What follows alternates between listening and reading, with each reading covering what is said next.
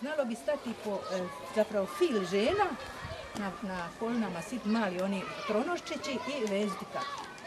A mi kad smo, kažem, pravo javnosti škole, kad je došla, onda smo kape, recimo, ajde, na jednu ruku zapustili, onda se više bacili na školstvo, a one preuzele sport. Da, ovaj prizor koji spominje časna sestra Fortunata, ima ga i na fotografiji, ima ona jedna razglednica i u stvari grofica Brik Aufenberg opisuje kako je išla ulicama do oca i naišla na društvance koje je na taj način radilo, a Vinko Nikolić ima u pismu, u stvari opisuje isti taj ambijent. I danas kad se prođe Pagom, onda žene kao turistička reklama na ulici u narodnoj nošnji šiju čipku, u stvari na taj način evociraju baš takav jedan prizor.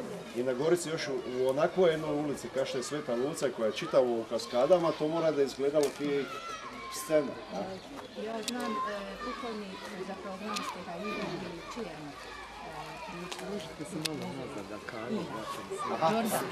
Jordan je kao momak, kao mlad priča, isto tako, njegova majka bi sidla tu kod Stojića i kada one su ono bila atrakcija, ljudi bi dolazi, one bi ni to sidle i pričale, mole Boga, vamo su koludrice, jel, one su veze.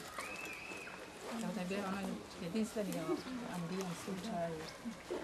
Dobro, i još da predstavim zadnji nepredstavljeni prisutni, danas je ova kuća, jel, ovo danas je u neku ruku oproštaj, izvjesno je da će se ona prodati, Zelenilo je pomoglo u onom, tamo je gradski dio gdje je bila zubotehnička stanica, tamo je zahod u zubotehnička stanica, ono je gradsko.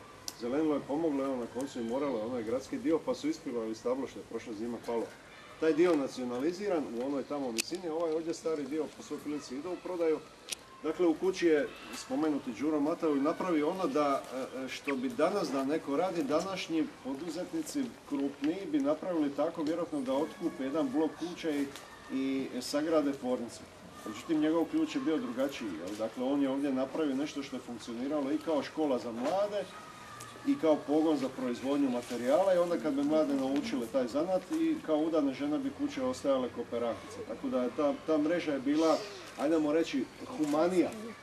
Na taj način je ostvarila veći učinak nego što bi jedna tvornica napravila. Ja ću vam reći isto slučaj, nije s kapom, mislim, s kapom povezana i sve skupa. Recimo kod nas na Gorici, evo gospođe, svi smo se mi, recimo i mi koludrice, ja sam dobila od mog oca i to koji na danu komad zemlje, mislim svaka sestra je nosila komad zemlje i normalno imali smo polja i obrađivalo se i vino, pravilo se i bilo je u njih Stojića, bilo kod nas, bilo u Kronjića i kad bi se to vino prodavalo iz toverna, onda bi počeo jedan, drugi, ne bi, hoću reći zajedništvo, evo što je Simo napravio, zajedništvo. Ne bi drugi uskaka dok ovaj nije prodan. Javija bi se i tako da su jednostavno svi ni pozarađivali svima. Bravo. Da, ima razni kapitalizam, ne razni. Dobro, ja bi volio znači ko je došao s kapom, dakle, pitanje je čija je kapa starija. Ne tražimo najstariju kapu, nego čija je kapa starija, a nema vičnijih i stručnijih i pozvanih da tako nešto izreknu od naših kaparaca. Znači, za svaku kapu koju date njima u ruke, dakle časno sestri Fortunati i Marici Petalo, da kažete nešto o toj kapi, što vi o njoj znate, što ona vama znači i ona će na koncu donijeti pravorijek. Protiv koga nema žalbe. Izvolite. Dobro, sad kapa po kapa, krenite. Ne, samo malo, ja kao turistički vodič sam vodio i Japance.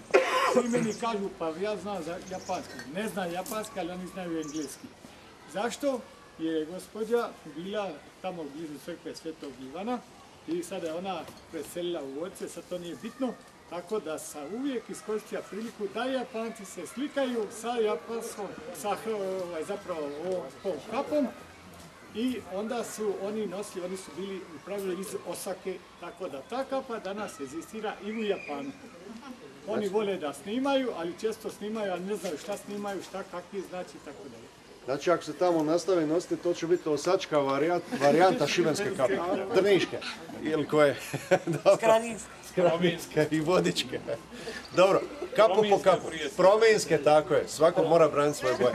Dajte onda kapu po kapu, evo dajte na sredinu da vidimo i opišite svoju kapu i onda će kaparice reći svoje. Jer čija je starija glava ili kapa, nisam razumija Jadrane. Evo ovako, ova kapa je danas prišla put iz Zadra do ovdje, iz obitelji Knežević. Bila je još jedna ista ovakva, možda još i starija, koja je išla na rekonstrukciju, na reparaciju, no međutim pretvorila se u prah. Nije preživjela, dakle vjerojatno je bilo nestručno, neprofesionalno odrađeno. Ovdje je također dijelova nekih, ima novijeg datuma, kao što su ove kože. U originalu su bili vjerojatno novčići, srebrnjaci. Pa je to isto prilikom rekonstrukcije jednostavno nije se moglo više vratiti natrag. Inače, postava je isto zanovljena, a unutra se vidi sa unutarnje strane nema konca, više konac je isto istrunija, ali su ostale rupice gdje je igla ubadala. Inače, kapa ima priču iz 1715. Znači,